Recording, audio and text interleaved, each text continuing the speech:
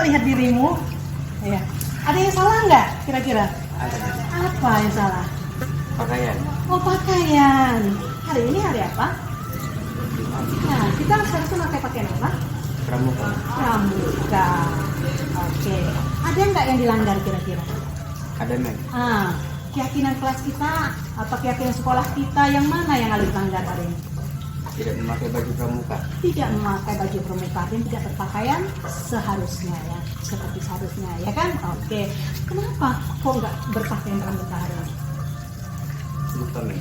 Lupa, betul lupa? Iya. Iya. Oke, atau pada lupa artinya wajar manusia lupa. Jadi gimana Alif caranya supaya Alif tidak lupa untuk berpakaian pramuka setiap hari Jumat? Untuk minta diingatkan sama mama bahwasanya kalau hari Jumat memakai baju pramuka. Terus apa lagi?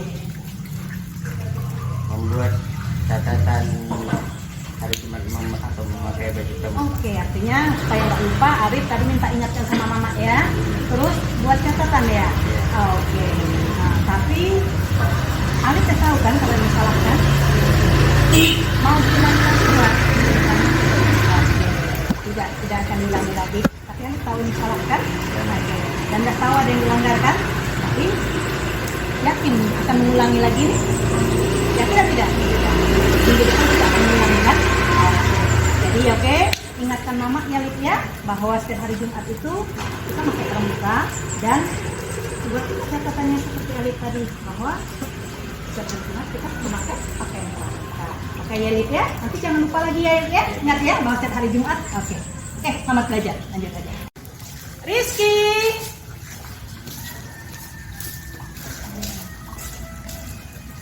Selamat pagi Rizky. Coba memang melihat ini. Coba lihat ke bawah. Ada yang salah atau tidak? Ada. Apa yang salah? Enggak pakai sepatu. Kalau menurut Rizky, enggak pakai sepatu. Hari ini pakai apa ini namanya? Sendal. Ada enggak keyakinan kelas kita yang Rizky langgar hari ini? Apa itu? Enggak pakai sepatu. Benar atau salah? Benar, enggak pakai sepatu itu. Hah? Benar, enggak memakai sandal hari ini benar? Benar atau tidak? Tidak. Tidak. Kenapa hari ini pakai sandal? Sepatunya basah. Kenapa basah? Semalam hujan ya. Oke. Jadi setiap hari hujan, besoknya Rizky tidak pakai sepatu, gitu ya? Oke. Jadi ini salah atau benar? Tahu itu salah ya nak ya? Jadi supaya ini tidak terulang lagi minggu depan, gimana caranya kalau hujan supaya sepatu Rizky tidak basah? Oh, dimasukkan ke tas. Terus gimana lagi? Ditenteng aja ya, bagus supaya sepatunya tidak basah. Oke, jadi Rizky udah tahu ya nak ya, memakai sandal ke sekolah itu salah. Jadi caranya tadi supaya tidak diulangi, supaya sepatunya tidak basah minggu depan, di apa tadi? Masukkan ke tas. Terus di apa lagi? Jadi kalau dimasukkan tas, ditenteng aja sepatunya tidak basah. Jadi Rizky tidak melanggar keyakinan kelas yang sudah kita sepakati. Janji ya Ki ya, minggu depan udah. Oke. Apa? Jangan diulangi sayangnya, beritahu juga teman-teman yang kesal. Oke, nggak apa-apa, masuk aja ke kelas ya. Oke, janji ya. Nah, udah boleh pulang. Saya senang, walaupun saya melakukan kesalahan, saya tidak dihukum dan tidak dimarahi. Saya telah mengetahui kesalahan saya dan saya berusaha dan berjuang untuk tidak mengulanginya lagi. Saya pasti bisa.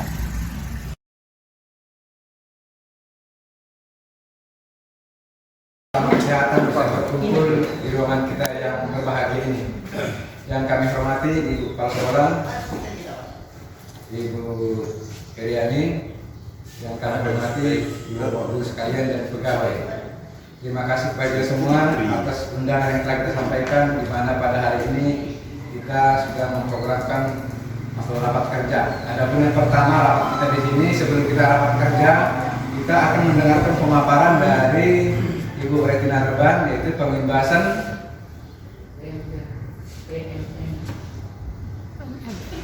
PMN platform Merdeka Belajar. Ya, maklum kita yang sudah tua ini supaya kita belajar, dan saya harap di dalam kegiatan ini kita serius. Kalau boleh segala aktivitas yang namanya media cetak, media elektronik diberhentikan dulu. Nanti kalau sudah penggerak dari Reban, supaya semua bisa fokus. Ya, setelah selesai pemaparan dari Bu Reban, kita masuk sesi kedua, yaitu tentang rapat kerja kita. Kepada Ibu Reban yang memaparkan tentang PMR tadi, kami silakan dengan hormat. Terima kasih.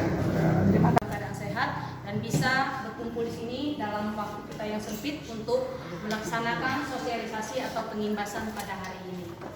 Ibu Kepala Sekolah yang saya hormati, Bapak PKS Kurikulum yang saya hormati, dan rekan-rekan guru hebat yang saya banggakan di tempat ini.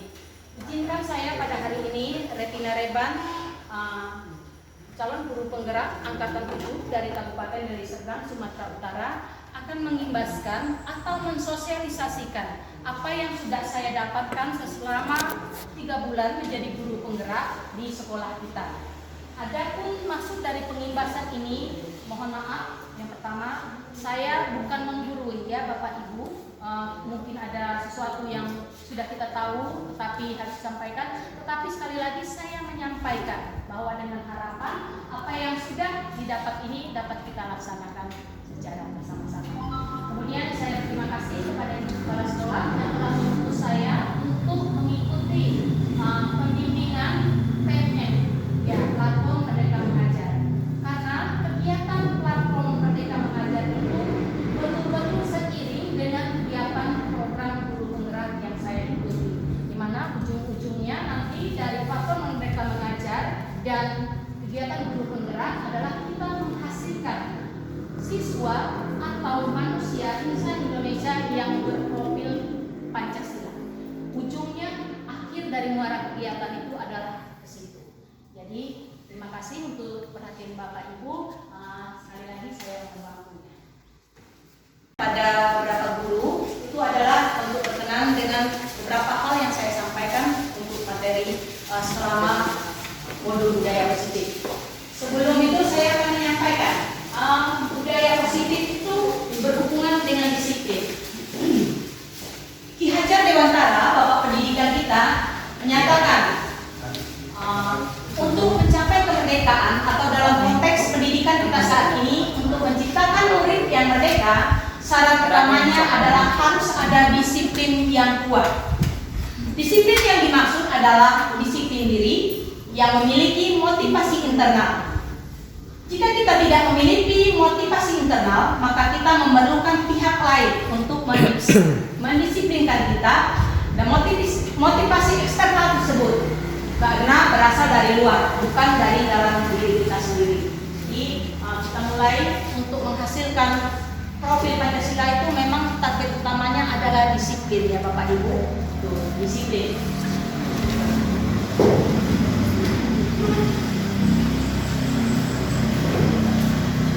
Apa sih yang dimaksud dengan budaya positif? Budaya positif itu adalah nilai-nilai kebajikan yang ingin dicapai oleh anak Indonesia, yang merupakan tujuan mulia yang ingin dicapai setiap individu dan bangsa Indonesia secara keseluruhan.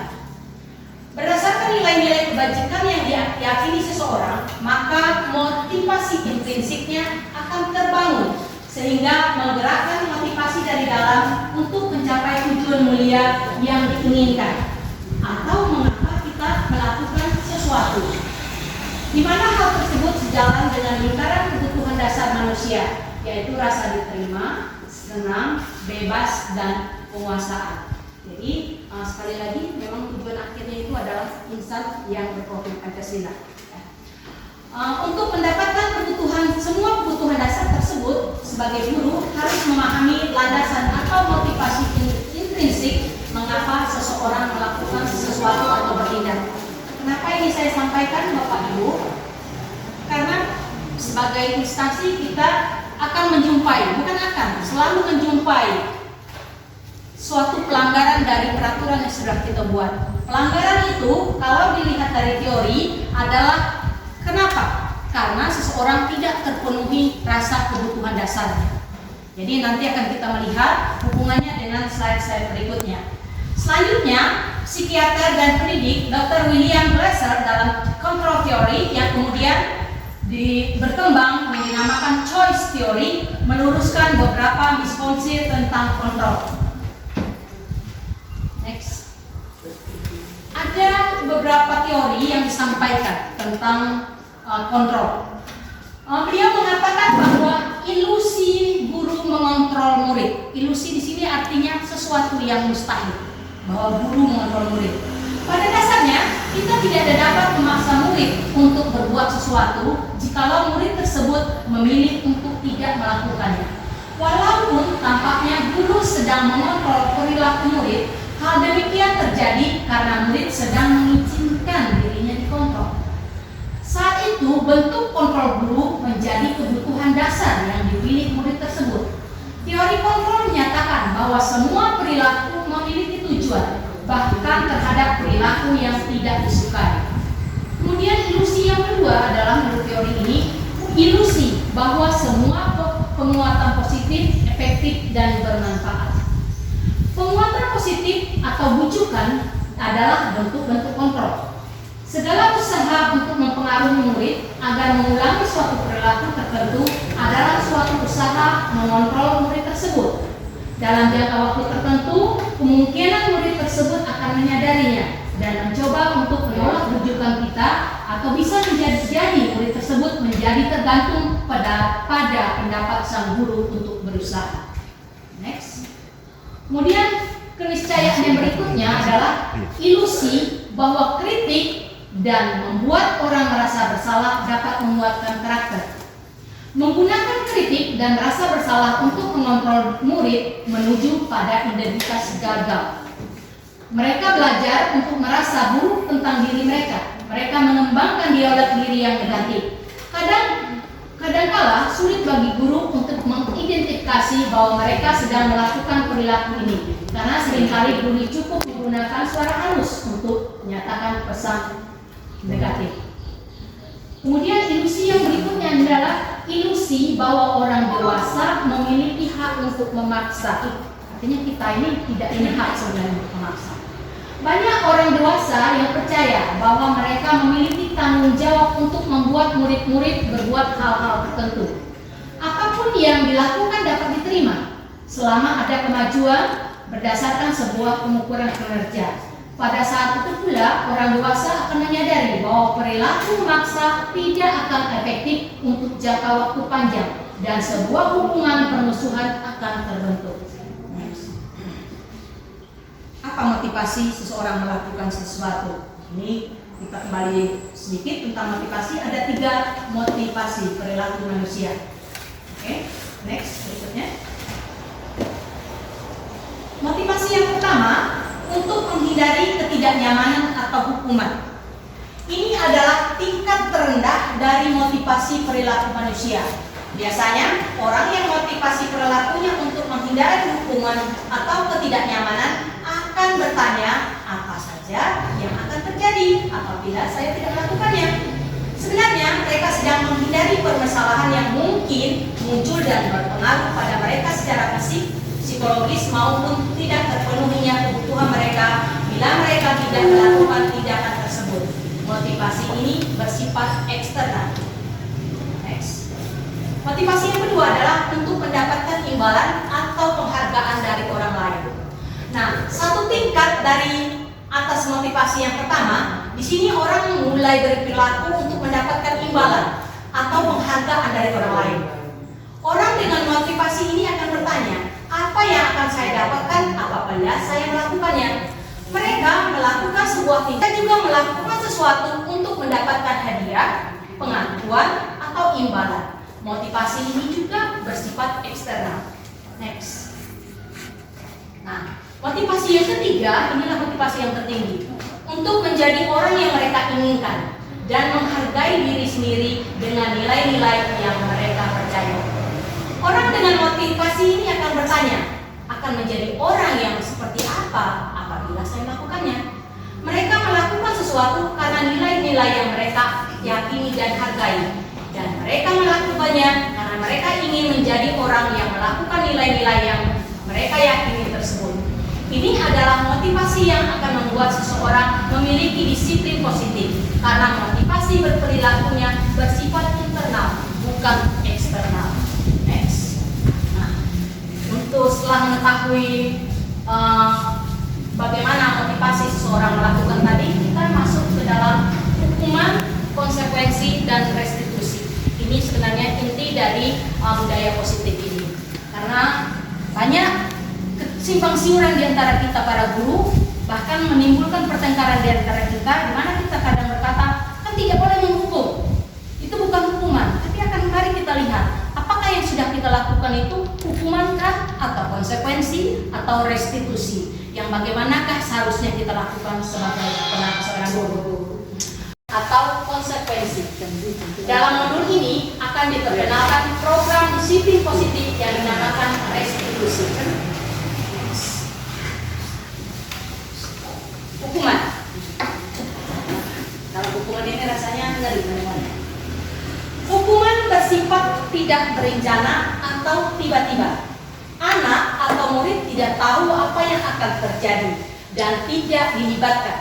Hukuman bersifat satu arah dari pihak guru yang memberikan, dan murid hanya menerima suatu hukuman tanpa melalui suatu kesepakatan atau pengarahan dari pihak guru, baik sebelum atau sesudahnya.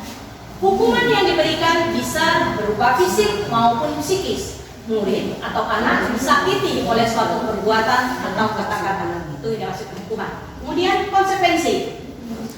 Sementara disiplin dalam bentuk konsekuensi sudah terencana atau sudah disepakati, sudah dibahas dan disetujui oleh murid dan guru. Umumnya bentuk-bentuk konsekuensi dibuat oleh pihak guru, dan murid sudah mengetahui sebelumnya konsekuensi yang akan diterima bila ada pelanggaran. Pada konsekuensi, murid tetap dibuat tidak nyaman untuk jangka waktu pendek.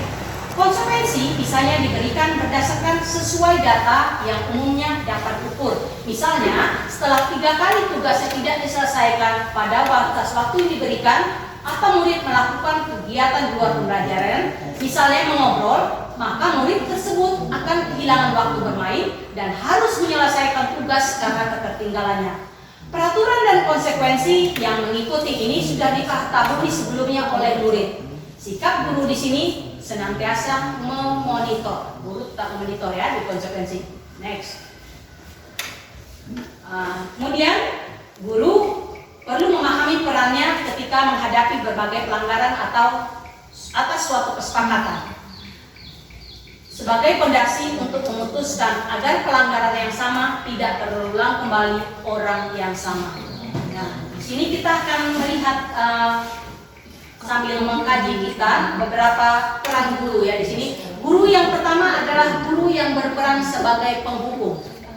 Penghukum biasanya berbicara menggunakan nada suara tinggi serta menggunakan bahasa tubuh seperti mata melotot dan jari menunjuk-nunjuk untuk menghadir. Guru seperti ini senantiasa percaya hanya ada satu cara agar pembelajaran bisa berhasil, yaitu cara dia.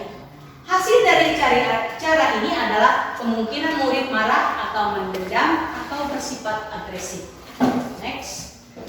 Kemudian posisi guru kedua adalah pembuat rasa bersalah.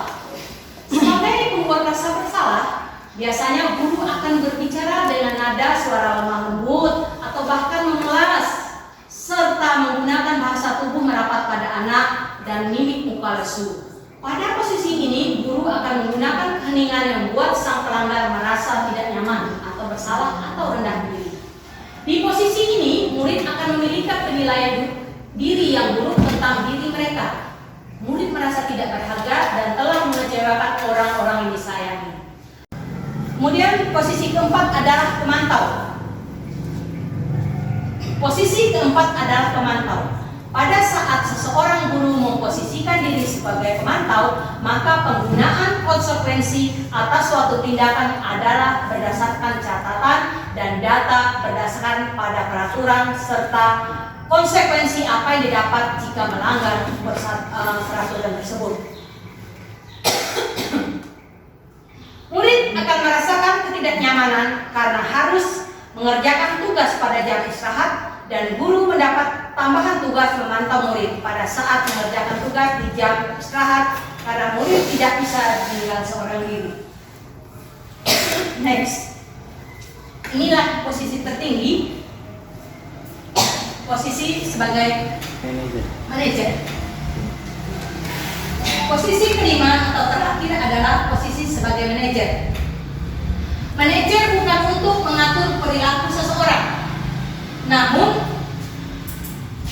ia bertugas membimbing murid untuk dapat mengatur dirinya serta berupaya mengembalikan tanggung jawab pada murid untuk mencari jalan keluar permasalahannya melalui bimbingannya.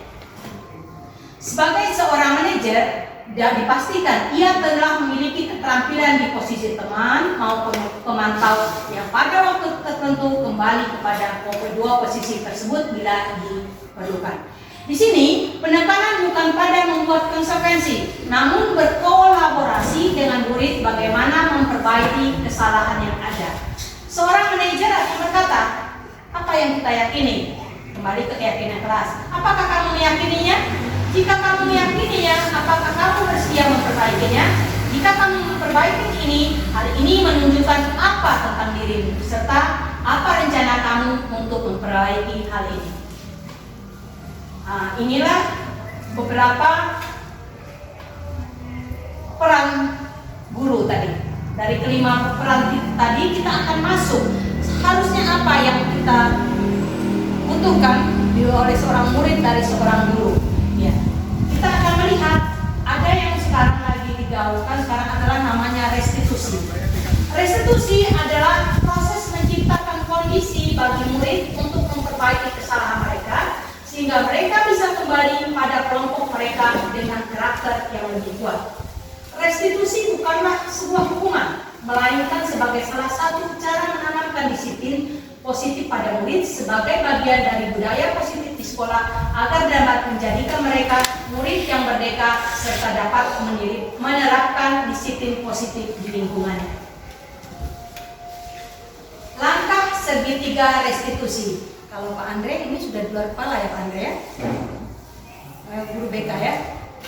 Langkah, jadi nanti kita bisa kolaborasi ya. Langkah segitiga restitusi. Pertama adalah menstabilkan identitas. Kemudian validasi tindakan yang salah, kemudian menanyakan keyakinan. Adapun kegiatan yang kita lakukan di menstabilkan identitas ini adalah kita semua akan melakukan hal yang terbaik yang bisa kita lakukan. Semua perilaku memiliki alasan. Kita semua memiliki motivasi internal. Next. Inilah yang dimaksud dengan segitiga restitusi. Jadi segitiga ya. Karena mungkin untuk di segitiga ini segitiga restitusi. Jadi dimulai dari sini untuk melakukan tindakan itu. Kamu tentu punya alasan mengapa melakukan itu. Kemudian akan cara yang lebih kuat untuk mendapatkan apa yang kamu butuhkan. Kemudian berikutnya, setiap orang pasti pernah melakukan kesalahan. Kamu bukan satu-satunya yang pernah melakukan itu. Kemudian di bagian kanannya kita akan melakukan yakin kelas apa yang telah kita sepakati. Kamu ingin menjadi orang yang seperti apa? Inilah contoh segitiga restitusi. Next. Nah, inilah yang disebut dengan segitiga yang pertama, menstabilkan identitas. Jadi bagian dari segitiga bertujuan untuk mengubah identitas anak dari orang yang gagal karena melakukan kesalahan menjadi orang yang sukses. Anak yang melanggar peraturan karena sedang mencari perhatian adalah anak yang sedang mengalami kegagalan. Ia mencoba untuk memenuhi kebutuhan dasarnya, namun ada benturan. Kalau kita mengkritik dia, maka kita akan tetap membuatnya dalam posisi gagal. Kalau kita ingin ia menjadi refleksif, maka kita harus meyakinkan si anak dengan cara mengatakan kalimat-kalimat ini. Pertama, berbuat salah itu tidak apa-apa.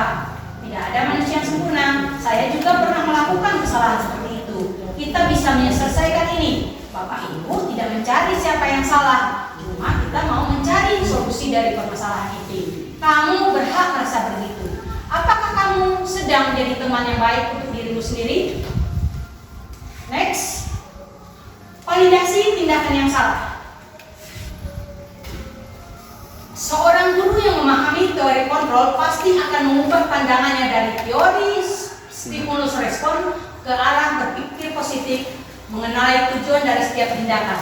Kita mungkin tidak suka sikap seorang anak yang terus merengek, tetapi bila sikap itu mendapat perhatian kita, maka kita telah memenuhi kebutuhan anak tersebut. Klien kalimat di bawah ini mungkin terdengar asing buat guru, namun bila dikatakan dengan nada tanpa menghakimi atau memvalidasi kebutuhan mereka, maka akan berhasil. Padahal kamu bisa melakukan yang lebih buruk dari ini ya. Kami pasti punya alasan mengapa melakukan itu. Kamu patut bangga pada dirimu sendiri karena kamu telah melindungi sesuatu yang penting buatmu. Kamu boleh mempertahankan sikap itu, tetapi kamu harus menambahkan sikap yang baru. Next. Menanyakan keyakinan. Menanyakan teori kontrol menyatakan bahwa kita pada dasarnya termotivasi secara internal. Ketika identitas sukses kita telah tercapai atau tingkah laku yang salah telah divalidasi, maka anak akan siap untuk dihubungkan dengan nilai-nilai yang dia percaya dan berpindah menjadi orang yang dia inginkan. Pertanyaan di bawah ini menghubungkan keyakinan anak dengan keyakinan kelas atau keluarga yang sudah disepakati. Jadi memang sebelum ini kita masing-masing setiap kelas harusnya memang sudah memiliki keyakinan kelas, bukan peraturan ya, keyakinan kelas yang sudah kita sepakati supaya masuk ke sini. Apa yang kita percaya sebagai kelas atau keluarga? Apa nilai-nilai umum yang telah kita sepakati? Apa bayangan kita tentang kelas yang ideal? Kamu mau jadi orang seperti apa? Oke, next. Iya, ini adalah salah satu video restitusi yang saya buat kasus tentang pakaian. Karena tentang pakaian ini yang akan saya angkat pertama sebagai proyek saya, Bu. Jadi untuk yang pertama ini videonya. Silakan diputar dulu Pak di sini. Bagaimana? Ini tutup dulu. Kalau ini karena ada guru penggerak, kalau guru juga ada. Ini guru penggerak. Jadi guru digerak kan? Iya. Disonkan hanya bergerak-gerak aja. Guru digerak.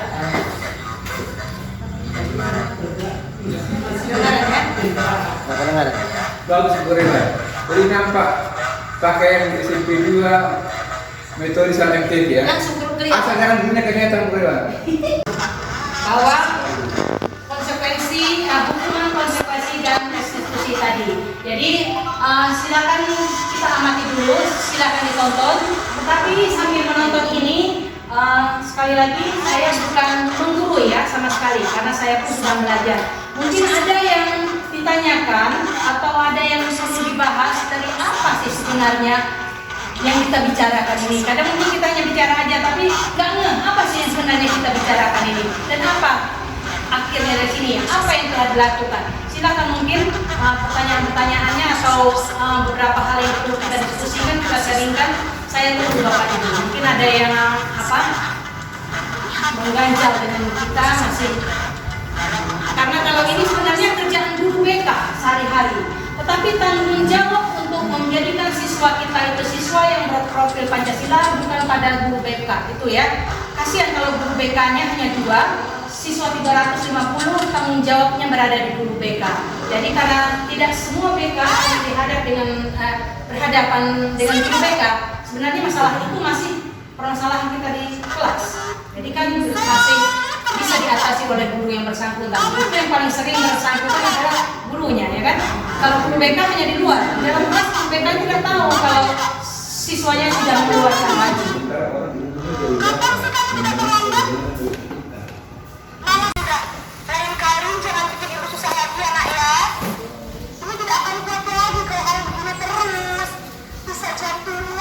Ini siapa yang suka bikin kenapa membuat rasa bersalah?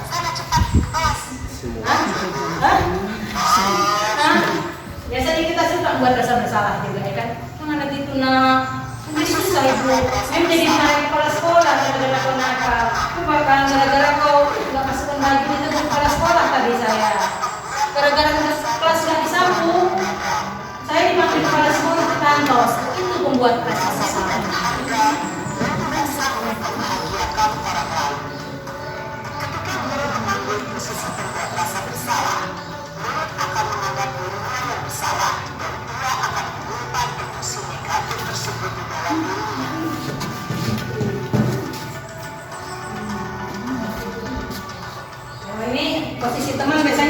senggolan itu sebagai posisi teman ya.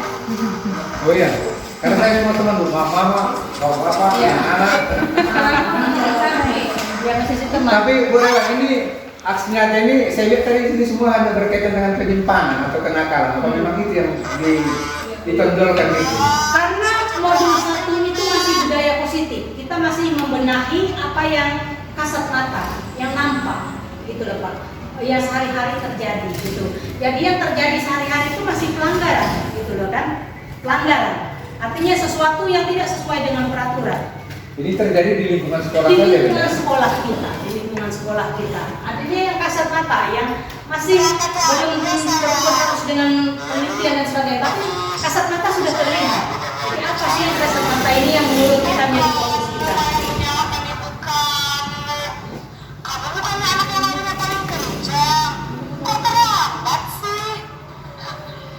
Jadi berdasarkan ini nanti kita ini kan akan menyusun visi dan misi kita secara bersama.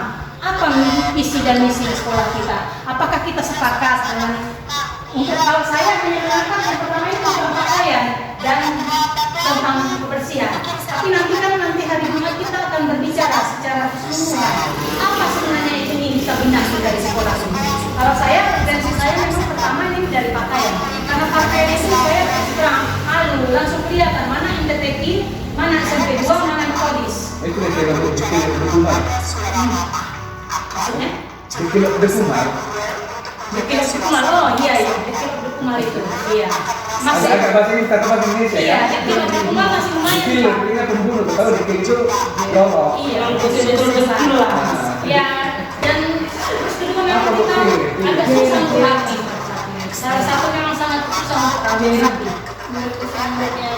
Iya, untuk rapi ya kan, untuk kalau untuk apa ini kan berpakaian yang paling, tapi yang paling banyak melanggar kan laki-laki. Iya.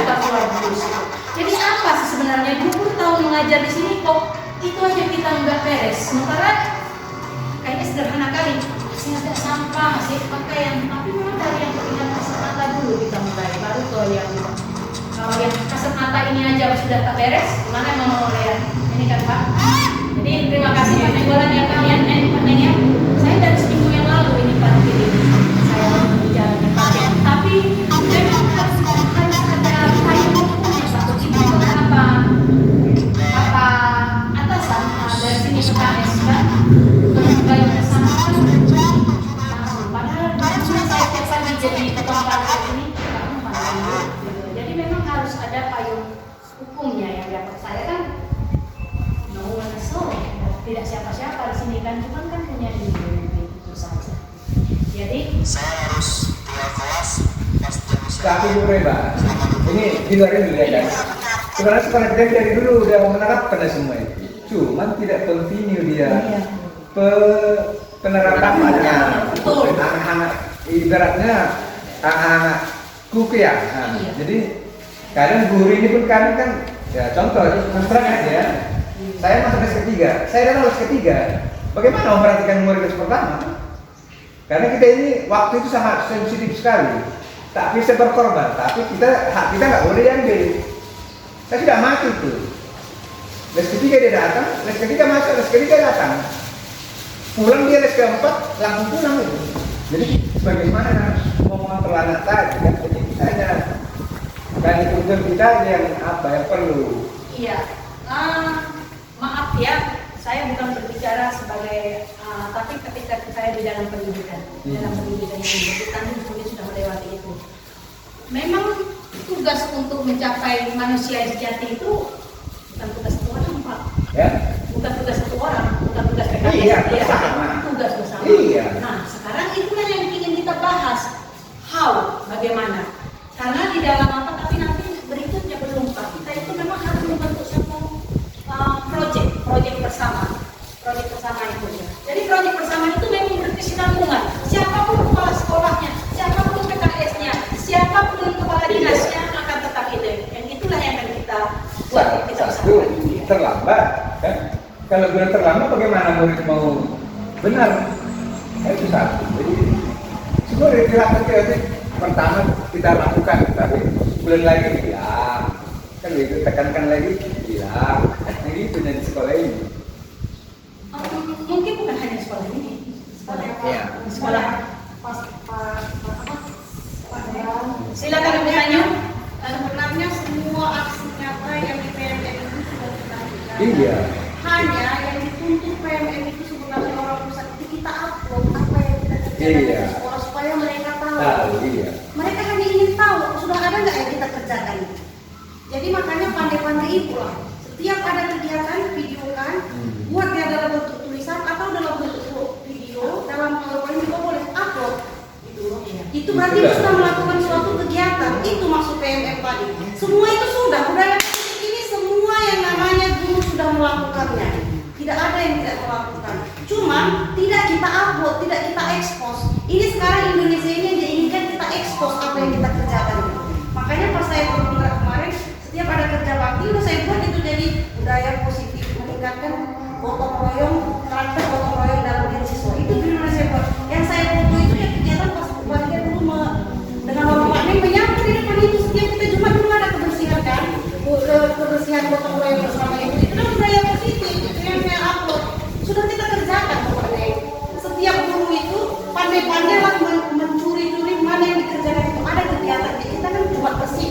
Buatnya itu budaya positif meningkatkan karakter gotong royong dalam diri siswa. Itu kan sudah budaya positif. Upload dari PMM itu maksudnya. Oke, maaf sebelum kita agak luruskan sedikit dengan PMM ya. Ada perbedaan sedikit persepsi kita dengan PMM dan guru penggerak ini. PMM itu memang ada menuntut kita upload, tapi muara akhirnya bukan membanjiri dunia medsos dengan berbagai kegiatan kita yang apa. Itu hanya karena kita tidak ada kegiatan.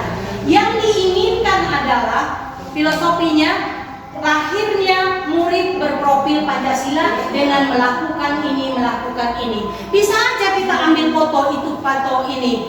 Bisa kita penuh sebentar. Tapi itu bukan targetnya. Targetnya itu kita melakukan itu sebagai suatu pembiasaan. Bukan hanya insidental. Saya ambil aja foto saya sedang ini udah kelihatan. Tetapi itu tidak insidental. Kalau saya pribadi, saya menginginkan dari ikut PMM dan guru penggerak ini adalah ada suatu sedikit saja perubahan. Dan perubahan itu tidak bisa insidental saja. Perubahan itu harus memang kontinuitas. Masa kita membayangkan kan itu memang sudah di program itu memang sudah dikerjakan program setiap kali Jumat bersih. Itu kan sudah budaya positif. Itu kan karakter menciptakan karakter Komunitas. Dan komunitas itu adalah orang yang memang ikhlas untuk menjalankan itu. Jelas? Karena ini sebenarnya tugas utamanya itu guru BP ya, guru BP. Tapi tidak mungkin keterangan guru BP semua pelanggaran ataupun hal-hal yang baik yang bisa kita sekolah. Memang harus kerja sama kita itu saja. Ya. Jadi untuk itu kita kembali ke sini tadi. Lanjutkan ke sini ya. Beberapa posisi guru tadi, karena ini kan pasti peraturan, kembali ke peraturan. Penghukum, pembuat kisah bersalah, teman dan manajer. Yang diharapkan dari kita di sekolah ini adalah kita memang berfungsi sebagai manajer. Itu ya Bapak Ibu ya. Jadi ketika kita jadi manajer, mungkin perilaku anak kita akan berubah. Tidak instan, pasti itu sangat sulit dan sangat susah. Tapi maaf sedikit ya, saya mungkin gara-gara cepat datang pagi di pagi hari, perubahan di kelas itu sama sekali mohon maaf ya, tapi karena saya selalu mengamati pagi. Yang biasanya yang piket itu di kelas 7 itu jam 7:30 belum piket, karena ada sekedar guru yang menegur aja walaupun kata-kata nanti di video kan mem itu ya kelas kita foto. Walaupun motivasinya seperti itu, cepat nyapu nanti di video kan mem. Saya tidak marah, saya hanya membuat video aja perbandingan antara kelas yang sebelah dengan kelas yang sebelah dan saya tunjukkan. Ternyata itu membuat anak-anak sedikit agak cepat menyapu kelasnya. Terutama yang di situ. Cepat nanti kita di video kan mem lagi. Itulah umpan baliknya Bu ya. Sebenarnya hanya sehari sederhana, tapi maunya tadi berkesinambungan. Saya tidak setiap hari pikir, cuman ada sedikit lah, sedikit aja yang bisa dilakukan itu aja. Jadi silakan lagi Bapak Ibu, mungkin ada miskonsepsi. Saya mau bertanya, Iya. tadi kan ada sedikit di Iya. tapi kan Jangan nyari panjang lebar gitu. Maksudnya gini, tadi kan ada yang bilang konsekuensi dan restitusi. Dua-duanya kan sama-sama pelanggaran. Ya, sama-sama pelanggaran. Terus kan Bu, kalau menurut saya, kalau dua-duanya pelanggaran, jadi kalau di setiap harinya, kira-kira mana yang kita gunakan itu dan mana yang terbaik dari antara yang dua ini? Memang pertanyaan Furman dan Tika ini ngeri-ngeri sedap, tapi itulah memang intinya ya Bu ya. Ada penghukum, hukuman, konsekuensi dan restitusi. Hukuman dan tiga-tiganya selalu kita terapkan. Hukuman itu contohnya tadi anak tidak berpakaian, tapi saya suruh keliling lapangan. Itu tidak berhubungan dengan kesalahannya. Itulah hukuman. Itulah yang tidak boleh. Selama ini kan kita hanya bilang, jadi oh, itu tergolong itu hukuman. Kemudian konsekuensi, contohnya apabila kamu tidak mengerjakan PR bahasa Inggris. suruh baca. Oh, PR ini harus dikerjakan ya kan? Oke. Istirahat nanti kamu kerjakan PR itu. Kamu tidak usah istirahat. Itulah konsekuensi. Artinya dampak dari apa yang tidak dikerjakannya. Kalau dia disuruh membaca dan sebagainya itu tidak konsekuensi. Dia harus tetap linear dengan kesalahannya. Contoh tadi, dia tidak mengerjakan PR-nya ini. Jadi PR ini harus dikerjakan ketika jam istirahat. Konsekuensinya Anda tidak istirahat, tidak bermain, dan tidak bergaul ketika jam istirahat. Anda harus menyelesaikan dari sesuatu yang tidak dilakukan tadi yang sudah disepakati. Itulah konsekuensi. Sedangkan restitusi adalah kita sampai kepada membangun komitmen. Komitmen, apakah dia menyadari sesuatu yang tidak dilakukannya itu merupakan pelanggaran, dan kita sampai mencapai komitmen dia untuk menjadi orang yang tidak melakukan itu, tetapi dari hatinya. Kadang banyak juga sudah melakukan komitmen, tetapi tidak dari hati karena terpaksa saja. Dia laku, saya berjanji, tapi dia tidak. Dalam hati sebenarnya belum. Jadi itu yang kita ingin capai dari restitusi tadi. Artinya kita membangun seorang anak tadi untuk sampai kepada pemahaman bahwa dia itu melakukan sesuatu itu karena kesadaran. Karena kesadaran, ya, bukan karena iming-iming hadiah. Karena hadiah itu tadi katanya ilusi, ya. Tidak mungkin kita setiap waktu memberikan hadiah kepada seorang anak. Ilusi juga karena dengan menghukum tadi, ilusi. Jadi kita sampai kepada posisi bagaimana membangun kesadaran. Membangun kesadaran mungkin kita lebih banyak lagi untuk berdiskusi. Tadi ada beberapa kata yang kita bilang. Contohnya, apa yang sudah kita sepakati, nah? Kesepakatan kita apa? Iya, nah. Kesepakatan kita setiap hari Senin, Selasa, Rabu memakai seragam putih biru. Oke. Jadi alasan kamu tidak melakukan itu apa? Baju saya dicuci. Atau alasan banyak lupa. Kita bangun motivasinya supaya tidak lupa. Tidak lupa itu caranya bagaimana? Kalau tadi di kasus Alif, PMM saya akan membuat catatan bahwa setiap hari ini saya pakai pramuka. Terus saya minta mama untuk mengingatkan saya supaya setiap hari Jumat itu saya pakai pramuka. Itu bapaknya ya, atau komitmen yang ingin kita gali. Jadi sebenarnya sampai kepada situ. Itu sebenarnya lebih dalam Pak Andre nanti sama Bu Ingrid. Tapi kita memberi pemahaman kepada semua guru bahwa sebenarnya kita harus melakukan itu. Jadi itu, terima kasih Bu Tanggang. Oh, jadi yang kita gunakan Bu restitusi atau restitusi. Dia kalau pelanggaran yang masih ringan saja, begini. Kalau kita hanya konsekuensi tadi, contohnya tadi tidak mengerjakan PR. Itu tidak mengerjakan PR, konsekuensinya dia harus mengerjakan di jam istirahat. Tapi kalau restitusi itu membangun kesadarannya sampai menjadi pribadi yang baru sampai selesai. Next time dia tidak melakukan kesalahan yang sama. Artinya kalau dia sudah Berarti harus berubah lah ya kan? Iya, dia dari berubah. umat, dari kepompong, dari Iya. artinya kalau sudah jalankan konsekuensi itu kan jadi dapat dia restitusi tadi. Belum. Kalau konsekuensi, guru masih harus mengawasi. itu tidak ada penyelesaian masalahnya? Iya, tidak ada. Konsekuensi, Pak. Kalau konsekuensi dia jiwanya belum terbangun. Kita kan menuntut jiwanya supaya bangun. Tapi kan dengan ada konsekuensi tadi, kan dia berpikir dia berarti kalau aku lakukan ini, makanya tidak ada. Tapi kalau konsekuensi itu Pak hanya sebatas kerjakan, oke lah, kamu tidak ngerjakan ini, kerja, iya. Penting secara sekilas kita selesai kasus itu, tapi tidak untuk yang hal yang lain. PR yang kita terlalu betul ya. Oke lah, Mem. Jadi karena saya tidak bawa kamu hari ini, apa konsekuensinya? Konsekuensinya kau harus meminjam kamus apa caranya. Tapi minggu depan dia matematika tidak dibawanya, buku matematika tidak dibawanya. Minggu depan apa sih namanya? Bahasa Indonesia. Saya berputar di situ aja, belum terbangun apa sih komitmennya. Dia belum ada membangun. Kita konsepnya adalah membangun. Kita harus sampai membangun pribadinya, memberi kesadaran bahwa dia itu akan menjadi pribadi yang berubah. Dan itu konstan, tidak semua hanya satu pada guru satu aja, tapi kepada keseluruhan guru. Oke, kira-kira gini, untuk siswa yang selalu bajunya di luar. Kalau saya dari kelas 7, dia diajar. Kalau saya lewat, dia aja yang selalu bajunya di luar.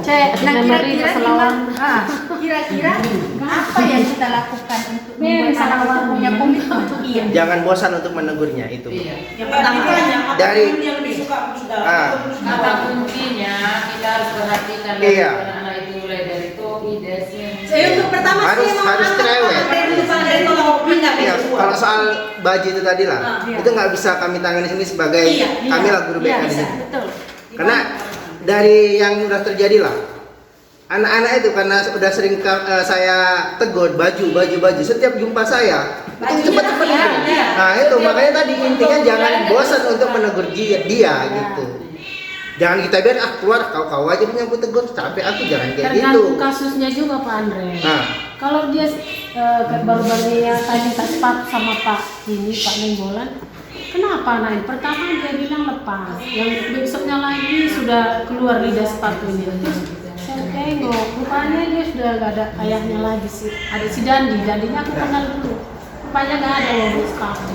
Tergantung kasusnya kita cek. iya, ini tadi kan yang dibahas masalah kasus baju. Baju yang dikeluarkan. Iya. Cuman ini gampang nih sebenarnya kuncinya itu, karena anak kita ini kan tahu nih dia itu, tapi disengaja dikeluarkan. Karena kita tidak semua guru Iya. memperhatikan itu. Mengatasi itu gampang sebenarnya. Lakukan aja seperti sekolah swasta itu, undang gurunya, orang tuanya, bikin sanksi. Kalau anak tidak masukkan baju rapi, maka ini. Kalau kayak sekolah-sekolah Cina yang apa itu, tak jelas itu. Mana bisa dimain-main. Udah ada MOU-nya di situ. Ya, pada ujungnya Bapak Ibu, kita pada akhirnya nanti kita memang harus parenting. Parenting itu artinya kolaborasi antara guru dan orang tua. Iya. Di samping memang kita memberi hati, itu aja. Satu, ada orang disuruh kerjakan kerjakan dulu. Supaya keluar memang. Makanya tidak boleh dihukum, itu namanya hukuman. Hukuman itu yang tidak boleh, karena kalau hukuman tadi hanya sesaat saja, justru dia mencari hukuman keluar. Konsekuensi juga sama. Sekarang kita menggali restitusi tadi, menggali ini kan. Jadi untuk itu kita memang harus membuat kesepakatan dulu di dalam kelas kita masing-masing. Kesepakatan apa yang sudah memang betul dari hati nurani anak-anak. Jadi artinya ada sesuatu yang dilanggar. Contohnya kasus si Alif, kasus si Rizky. Jadi Rizky, kalau alasannya sepatumu yang basah, gimana caranya? Setiap hujan kok sepatumu basah. Coba kasih selisih Mem supaya tidak terjadi lagi hal yang sama seperti itu. Suruh dia berpikir, Mem, kalau saya tenteng aja sepatu saya kan nanti diketawain Mem. Oke. Jadi kalau dipakai ini kan jadi basah sepatu saya. Artinya benar dia mengatakan. Kalau gitu kasih solusi apa supaya sepatumu tidak basah? Oke, Mem, sepatuku setiap hari hujan dimasukkan ke dalam tas. Dia harus ada solusi dari permasalahan dia. Itu memang ini tidak instan. Kita pun harus menggali mana anak yang berbohong, mana yang tidak. Oke, sepatumu kalau gitu supaya tidak, apalagi tidak basah, masukkan ke dalam tas setiap dia. Oke. Terus apa lagi kira-kira mengatasi supaya jangan sepatumu yang ini? Oke, Mem, kalau apa saya tenteng. Tapi ingat, memang kita harus memonitor anak ini. Memonitor itu artinya berkesinambungan, tapi bukan setiap saat kita beri perhatian lah sedikit bahwa tandanya kita sudah menangani itu. Jadi Pak Andre sebenarnya kalau di sini kami ini banyak mengambil nanti porsi dari guru BP. Iya. Tapi memang karena logikanya 350 murid itu tidak mungkin ditangani oleh 2 guru. Iya. Jadi memang tanggung jawab kita bersama Bapak Ibu. Jadi proyek saya berikutnya yang berhubungan dengan ini, terus terang saya kemarin sudah menghadap kepala sekolah. Bukan sesuatu yang baru, tetapi saya memang ada keinginan untuk pemulihan marwah seragam kita. Untuk itu Ibu mungkin saya minta mohon 1 kali untuk 1 hari, mungkin dalam minggu tertentu saya sebagai pembina upacara yang berhubungan dengan filosofi seragam dari warna, atribut dan sebagainya. Saya akan menyampaikan itu dulu pertama di Pembina ya? Sebagai pembina. Minggu depan aja. Iya boleh. Mengganti Pak Mister karena nggak datang itu. Ini sederhana kelihatannya. Proyek itu berat, tapi yang tidak teratasi sama sekian tahun itu aja. Karena kalau dia nggak ada, masa Pak Bilari kan ada mereka saya. Oh iya, ada lagi Bu. Itu tadi itu PR-nya memang apapun ceritanya Pak Andre dalam tim ini, Pak Andre dan Bu Ingrid tetap harus masuk. Iya. Ya. Jadi artinya kita dan semua terlibat. Semua guru. Memang iya semua. Cuma untuk ada harus perlu leader karena di dalam leader itu ada sub leader gitu. Ya, jadi gitu. Ada lagi yang perlu kita diskusikan?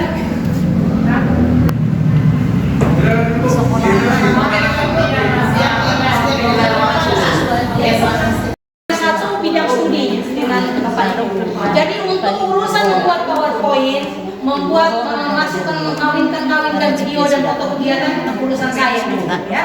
Cuman Bapak Ibu, jelaskan ya, Bapak Ibu, itulah like dan komennya silakanlah minta di grupnya masing-masing. Jadi itu aja ya. Jadi setiap kita mengadakan sosialisasi ini akan kita masukkan ke dalam bukti karya kita di PMN. Ya. Iya. Jadi kita tidak mandiri. Membuat aksi nyata kita adalah secara kolaborasi. Jadi mari kita saling mendukung karena mungkin yang nanti diminta dari bidang-bidang yang lain. Tapi karena ini kebetulan berhubungan dengan guru penggerak, jadi bisa saya mengerjakannya. Jadi aksi nyatanya semua. Nanti Bapak Ibu minggu ini minta like komennya dan 2 hari ini saya akan selesaikan ini. Seluruhnya saya selesaikan. Videonya pun saya masukkan. Cuma tugas Bapak Ibu minta like komennya ke seluruhnya lainnya. Karena info yang saya dapat tadi tahun ini katanya Bapak Ibu pengajian TW kita TW1 kalau tidak ada sertifikat kita tidak di ACC. Jadi daripada kita kelimpungan pada hari hanya bagus kita bersiap-siap. Sekolah bergerak. Tidak. Itu yang 3. Kalau yang 1 itu untuk sekolah Merdeka Belajar. 1 saja sertifikat dari PMN harus kita miliki.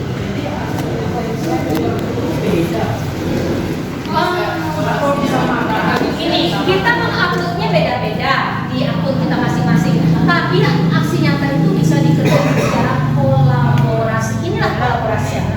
Inilah kolaborasi. Iya, bisa digunakan. Ini satu file aja. Satu file. Iya, kan kalau umpan balik nanti kita iya. Bapak Ibu lah yang minta umpan balik ke masing-masing karena komennya itu kan screenshotnya beda. Iya, itu. Jangan jadi umpan dari sini. Enggak, maksudnya gini Bu, grup MDMP kita itu harus di-share supaya kan namanya si Rumondang, aku dapat Megawati Sinaga di bahasa Inggris. Jadi kan komen itu kelihatan bahwa kita men-share-nya ke grup. Tapi yang kita upload di PMN 1 aja yang ini yang dari beberapa ini gitu ya. Dia masing-masing sendiri-sendiri ya. Masing-masing. Iya, Tapi sumbernya kan dari sini. iya, sumbernya dari saya ini. Jadi nantilah kalau untuk itu tugas saya 2 hari ini sudah selesai yang saya kerjakan. Cuman karena berhubungan inilah kolaborasi kita. Jadi Bapak Ibu terima kasih untuk waktu yang diberikan kepada saya untuk menyampaikan penimbasan pada hari ini. Lebih dan kurangnya saya mohon maaf karena saya yakin ini masih jauh dari sempurna. Tapi apapun yang kita lakukan sekecil apapun bagi saya sertifikat itu nomor 2 karena bukan saya bercakap sombong, tapi saya memang sudah terbangun nurani saya. Ada impian-impian tertentu. Jadi jangan bilang Bapak Ibu karena saya mau jadi ini dan ini, bukan. Kalau dilihat di CV saya, di kurikulum di essay saya ketika jadi guru penggerak, bukan itu memang motivasi saya. Jadi ada satu aja perubahan sedikit dari sekolah saya ini, saya sudah senang. Tapi apapun ceritanya, apapun motivasi kita, apapun ide kita, kalau tidak didukung oleh Bapak Ibu, tidak akan jadi apapun itu ya. Jadi saya mohon ada sesuatu kerjasama kita sedikit saja, dan kepada Ibu Kepala Sekolah saya tak henti-hentinya mohon dukungan tetap, memberi ruang khususnya pada saya untuk menerapkan apa yang ide yang seharusnya dilakukan. Jadi sekali lagi terima kasih karena mengutus saya ke PMM-nya Bu ya, karena hari itu saya berkeluh kesah di PMM ini. Ternyata rupanya begitu di tengah jalan nyambung. Jadi 2 pekerjaan saya lakukan dalam satu waktu. Jadi sekali lagi terima kasih untuk waktu yang sudah diberikan pada hari ini. Biarlah apa yang tidak sampaikan pada hari ini bisa berguna untuk kehidupan kita yang lebih baik dan kemajuan siswa-siswa kita, sehingga tercapailah siswa berprofil Pancasila seperti yang diimpikan oleh Bapak Pendidikan kita Ki Hajar Dewantara. Oke, sekian dan terima kasih. Selamat siang. Iya. Dengan tidak melakukan pelanggaran yang sama, tapi bukan dengan paksaan. Nah, kalaupun kita sudah bisa seperti itu, tidak akan ada yang namanya 40.000 per hari sebenarnya. Benar kan Pak Neng? Iya. Kalau restitusi itu muncul juga dari diri kita. Dan sebenarnya bukan masalah uangnya. Kami nggak mau uangnya itu tetap dipegang koordinator. Dan itu akan dikembalikan ke kita lagi dengan hitungan sama rata. Kalau tak mau rugi ya memang kita jangan izin. Itu saja sih sebenarnya. Tapi kalau memang ada sesuatu yang terpaksa sekali, yang mau tak mau kita ikuti itu konsekuensi namanya sudah. Tapi selama kita tidak melakukan itu, artinya kita sudah punya restitusi tadi, sudah punya terbangun komitmen bahwa kita tidak akan melakukan itu. Nah, itulah kalau keadilan. Kalaupun izin Bapak Ibu jelaslah apa yang Bapak Ibu lakukan di sana. Ya, Bu. Nah, itu yang pertama. Kemudian berikutnya saya mau sampaikan bahwa untuk hari Jumat tanggal 10 Februari jam 10 akan ada pendampingan untuk 5 guru, kemudian 5 orang siswa bersama fasilitator dari guru penggerak dari Ibu Retina Reban hari Jumat.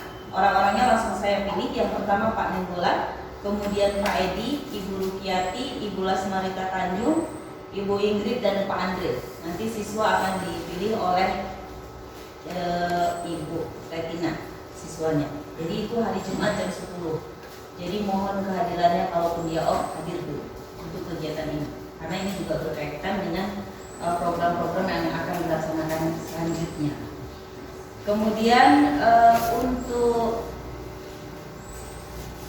wali kelas 91 sebagai pengganti almarhumah Ibu Sri Indayani sudah diputuskan akan diberikan pada Ibu Ingrid. Kemudian untuk mata pelajaran bahasa Inggris kami sudah berupaya untuk mendatangkan gurunya ya Pak Ani ya. Kemarin dari Bu Retina ada calon 2 tapi batal. Kemudian Pak Edi sama Pak Nen saat ini sedang menghubungi orangnya, katanya mau datang tapi belum sampai, tapi akan terus dihubungi oleh Pak Nen.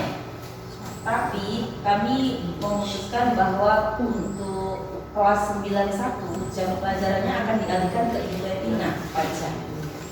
Karena dia di kelas 9 ya Bu ya. Artinya mereka sudah harus punya persiapan. Tinggal beberapa bulan lagi. Bisa ya Bu Retina ya? Tetap datang pagi Bu. Apanya itu? Oh bagi hasil boleh. Baik, yang kedua saya tugaskan untuk guru mata pelajaran olahraga untuk membuat video ketika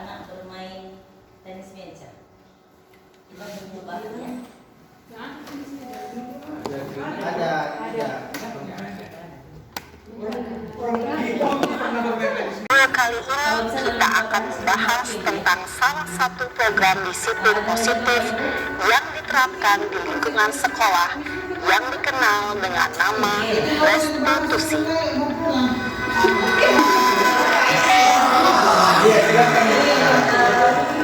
Ada lagi?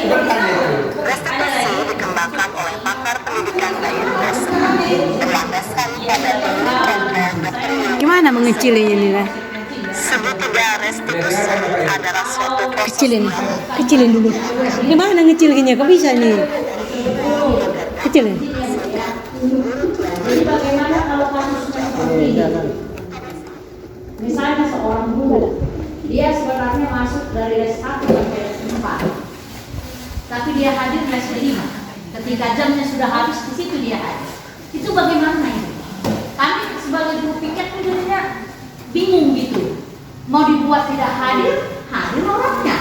Tapi dibuat hadir, tidak masuk ke kelas. Sesudah habis jam dia baru hadir. Jadi gimana ini Bu? Jadi dilema juga bagi kami Bu. Itu satu, ya. Ya itu. Iya, yang lain biar sekalian nanti dibahas. Sekalian bisa. Iya. Ulang lagi.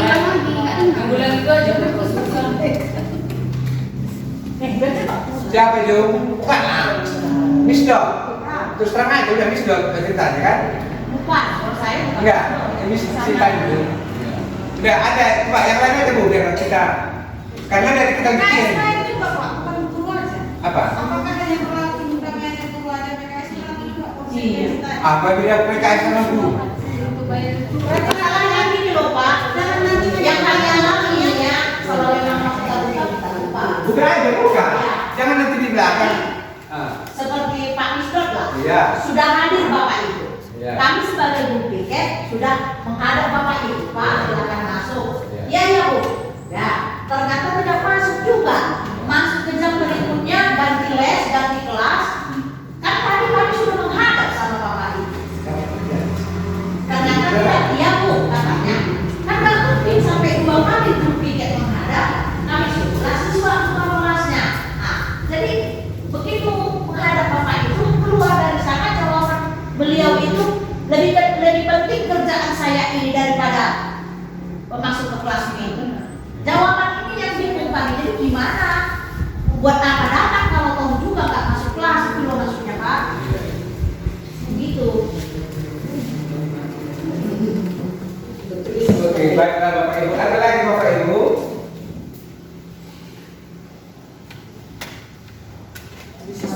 Sudah? Tidak salah apa enggak Pak, saya pernah bilang gini sama anak-anak. Pergi kalian 5 orang panggil, tunggu di situ sampai dia masuk, saya bilang sama anak-anak. Iya. Berdirikan di situ saya bilang. Sampai gitu saya bilang sama anak-anak. Belum masuk dia belum pergi kalian, tunggu di situ saya bilang. Kalau saya dulu jumpa Neng, standar saya harus bayar Bapak itu baru saya bayar. Kalau dia tak bayar saya tak bayar. Iya, oke. Itu standar saya. Itu namanya. Makanya saya cek Pak, Bu tangga kalau Bapak itu udah ada laporannya bayar sama Ibu, baru saya bayar absen saya semalam yang tidak hadir. Tapi kalau Bapak itu belum bayar, saya tidak akan mau bayar sampai kapanpun. Saya lebih bagus terus terang bicara daripada sembunyi-sembunyi. Memang itu lah kita. Itu Apa kita bayar? Saya juga punya konsekuensi. Saya Siapa tidak Ibu? mau peraturan itu hanya berlaku untuk bawahan, atasan juga berlaku. Nah, baiklah. Saya nggak mau bayar kalau Bapak itu belum bayar. Kalau kami kami sekarang aja yang saya disebut banyak juga yang guru ada di tempat Itu nanti kita Jadi jangan tagih aku kalau itu Bapak itu nggak dibayar. Nggak pernah saya tagih, kalau dibayar saya terima. Kamu sudah Bang. Itu aja. Nah, Bapak Ibu sudah ada kita selesaikan. Ini ada pimpinan dari sini ya. Nah, jadi sebelum sama Ibu, ya memang kita pula kesepakatan ini kan sebenarnya hukum tertinggi adalah kesepakatan. Kesepakatan itu yang jadikan hukum. Jadi memang ceritanya kesepakatan kita ini terlalu kuat ini karena sudah kita semua bersama. Siapapun yang masuk kemari para dinas itu tidak akan bisa merubah kesepakatan kita. Karena itu hukum yang tertinggi di sekolah ini karena Kesepakatan kelas. Kesepakatan Pak. Iya, itu. Jadi itu satu. Nah, masalah tidak hadir ini tujuannya tadi kan untuk supaya kita hadir. Maka dibuatlah sanksi 40.000 yang PNS, 20.000 yang non PNS. Ya, tujuannya sebenarnya saya malu, pribadi malu dengan ini, karena saya sudah tua, disanksi saya. Ya, kalau saya pribadi saya disanksi. Kenapa saya malu? Kenapa saya disanksi? Karena saya nggak ada komitmen saya, nggak ada integritas saya di sekolah. Kenapa nggak ada integritas saya? Saya absen terus. Artinya nanti ada urusan antar anak saya sakit, saya bikin surat nggak datang, iya kan? Mama aku sakit, saya bikin surat nggak datang. Bayar pajak kereta nanti bikin surat nggak datang. Kan integritas saya kurang di sini. Kalau kita laksanakan ini di luar dari pekerjaan kita, sebenarnya nggak terjadi. Ya kan Pak, tapi kan? Jadi terjadi seperti ini. Setelah terjadi seperti ini, kesepakatan muncul lagi kerikil-kerikil sedikit. Itulah tadi. Les ke-4 masuk, datang les ke-5. Bagaimana ini? Kan mengelakkan yang 40.000 tadi nih. Atau dia les pertama 2, 3, 4, masuk dia les ke-3. 1, 2 nggak datang kan? Tapi kan bayar ini. Sebenarnya kita maju ini.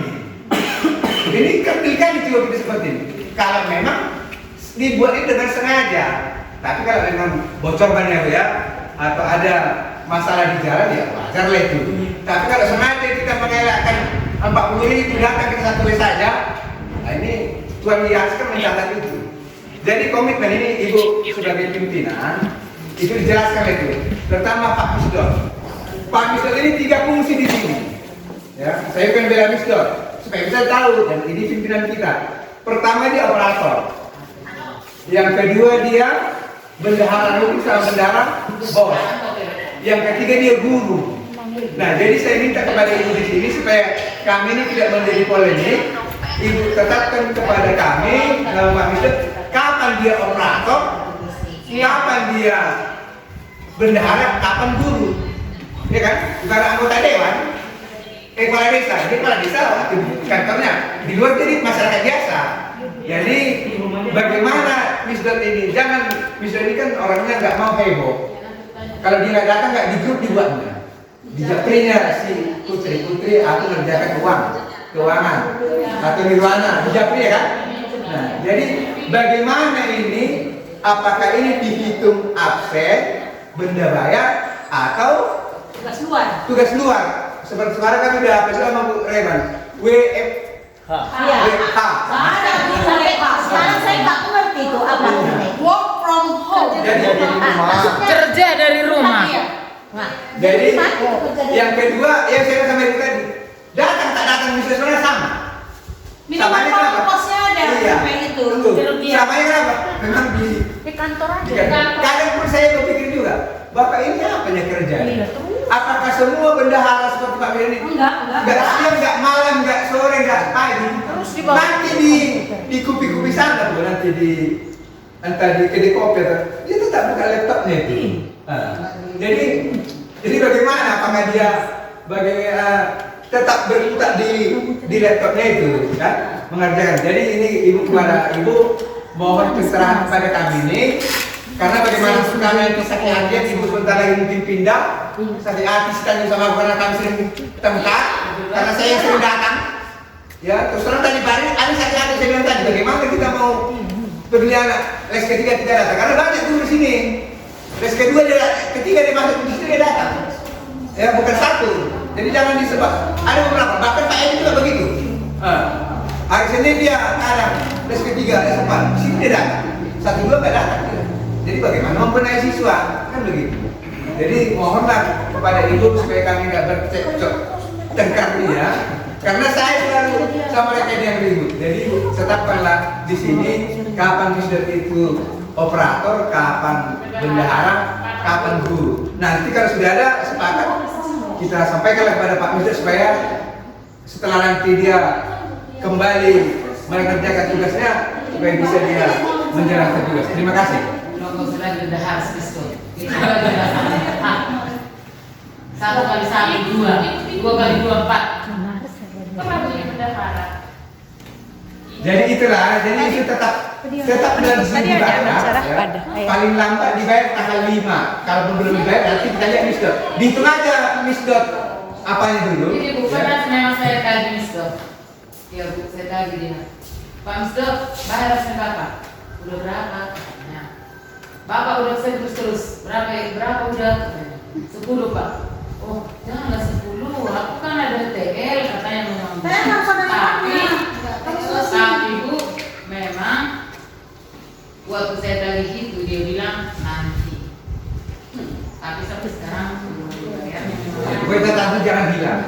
Dan untuk mereka kami dulu ini saya nggak berani lagi Bu, tapi kalau dikasih seperti Ibu Putri Nirwana begitu mereka tidak datang besoknya dibayar. Ini Bu, tapi ini kan apa itu? Karena saya pura-pura gitu. Tapi kan udah kesepakatan kita, katanya mereka kasih, saya terima gitu. Ingrid Vera yang sudah bayar, Putri 2 kali, Nirwana itu sudah. Tapi kalau saya saya tadi. Dan memang kenanya dan yang lain belum bayar, kan? Belum bayar. Yang sudah bayar itu aja yang saya sudah. Jadi yang ada absennya belum bayar. Belum, tapi catatannya lengkap. Iya. Oke, baik. Untuk Pak Misbah, tidak semua memang tugas luar itu ada suratnya. Karena kami itu bergabung di Formbos SMP Negeri itu ada kepala sekolah, ada operator, ada bendahara. Dan info itu tidak selalu melalui surat, kecuali dari kementerian atau dari kepala dinas yang pakai jadwal. Tapi terkadang mereka itu hanya begini. Apakah ada bendahara SMP 1 Subolangi di sini hari ini ditunggu jam 2 di sini, misalnya hari ini ditunggu jam 2. Nah itu dia memasukkan laporannya memang saya, dan saya sudah tahu ada di sini. Jadi dan mulai memang Januari itu Arkas Kemendikbud ditutup dari sampai tanggal akhir 30 atau 31 Januari, dan itu dia kerja memang sampai malam. Dan ada saya, kami ada di Tanjung Morawa dengan Pak Isa. Jadi memang hal-hal seperti itu tidak semua bisa dikasih ke Bapak Ibu infonya gitu. Jadi itu antara memang saya, Bapak dengan tim bos. Nah, kemudian sebagai bendahara juga sama seperti itu. Nah, kalau dulu memang itu disiasati orangnya berbeda kalau kami dulu. Nah, kalau di sini tuh dari awal sudah memang Bapak itu semua. Dan kalau dia sebagai operator itu ada 5 aplikasi yang harus dia punya. 5 aplikasi yang harus dikerjakan. Nah, kalau dia sudah mengerjakan Arkas itu nggak akan secara otomatis langsung terisi, enggak. Itu memang harus dibuat lagi. Jadi itu sampai tugas dia sampai Januari malam pukul 00.31 saya masih ngecek sama dia buka dari laptopnya, saya juga buka dari saya, itu masih dikerjakan. Saya terus lihat update kerjaannya. Nah, dari situ sebenarnya dia sudah bilang ke saya, karena kesepakatan kita bulan lalu itu sudah saya sampaikan sama beliau, karena mengingat katanya dulu nggak ada dia Bu gitu kan. Nah, setelah kita punya kesepakatan bulan lalu itu sudah saya sampaikan akan ada seperti ini Pak. Jadi saya bilang begini, kalau tugas-tugas ini yang beberapa hari itu saya sudah tahu yang dikerjakan Bapak, termasuk sampai pemeriksaan BPK mulai tanggal 8 sampai tanggal 20. Tanggal 8 sampai tanggal 20 Bapak itu harus merevisi 1 tahun yang lalu, dibongkar habis. Karena tanggal 4 kami sudah ketemu di SD, saya nggak tahu nama SD desanya, pada SD atau apa? SD 46. Belum Di sana. bisa lagi masuk. Nah, di situ kami mengerjakan itu semua, jadi direvisi semualah pekerjaan dia. Karena sudah dikasih tahu tim bos harus ada ini, dan banyak yang tidak ada. Sebagian sudah saya kerjakan bersama Vera pun di sini kami kerjakan itu. Jadi itu berlaku nanti sampai tanggal 20. Nah, setelah itu dia memang sudah setelah itu saya akan usahakan masuk normal. Memang masih ada tugasnya sampai tanggal 20 Februari bulan ini. Berarti tugas dia ada BPK. Duit. Kalau misalnya dia ada kerja, ibu aja yang jatuh ke tiket gitu. Misalnya ya, kegiatannya gitu ya. Misalnya hari ini ibu nggak kasih kerjaan, nggak kerja, ibu aja yang buat tiket yang tahu. Iya, oke. Jadi untuk ke depan, karena saya berpikir memang itu tugas dia sebagai operator, sebagai bendahara, memang berputar di situ saja. Saya pikir sudahlah. Tapi untuk ke depan supaya Bapak Ibu tidak menjadi pertanyaan kapan dia tugas dan kapan dia tidak masuk, supaya ada bedanya. Nanti saya yang konfirmasi saja. Iya, bagus. Begitu. Jadi dia sudah tahu konsekuensi itu, sudah saya sampaikan bahwa 1 hari tidak datang itu 40.000 dan itu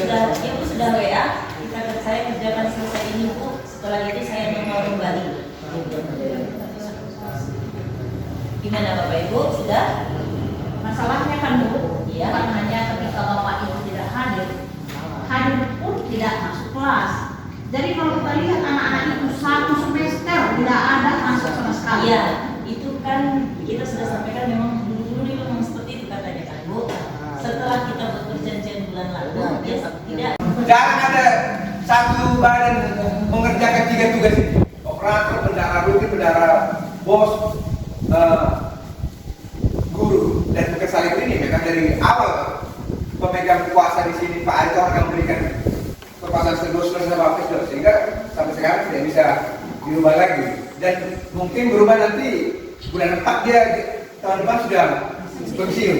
Ya. Jadi kata ibu ini tadi, kalau memang Pak Misal tugas itu harus mengerjakan di mana dia bendahara, di mana operator, maka ini yang menjapri. Bapak Ibu piket, Pak Misal hari ini mengerjakan ini. Berarti itu tugas tidak dikenakan konsekuensi. Masalah itu ya, kadang-kadang anak ini kasihan. Iya. Jadi kan buku yang belum dibuka kan satu. Kalau kami kasih tugas, ada piket-piket lain juga. Kalau kita kasih tugas sudah buka semua. iya. Makanya bilang tadi ada itu sama sebenarnya. Cuma tadi kan dari kata ibu tadi, catat dulu Ina ya. Nanti kan dikirim sama Misal. Tanggal 20 ini kan dia BPK kan memeriksa dia ini keuangan sekolah dia ini. Jadi katanya sama ibu tadi tanggal 20 selesai gitu. Dia tanggal 20 akan masuk kelas. Kalau nggak masuk ke kelas, ya kita tunjukkan itu. Ya. Nah, itu dulu sementara. Nanti kita katakan kita bilang nggak masuk, kita berdosa ya. Kita lihat pelaksanaan. Oke Bapak Ibu ya, itu saja saya rasa. Ada lagi biar makan kita. Nah, jadi dicatatlah itu peserta yang absen dicatat dan bisa dicatat tetap. Ya. Yang WFH jangan. Yang satu lagi,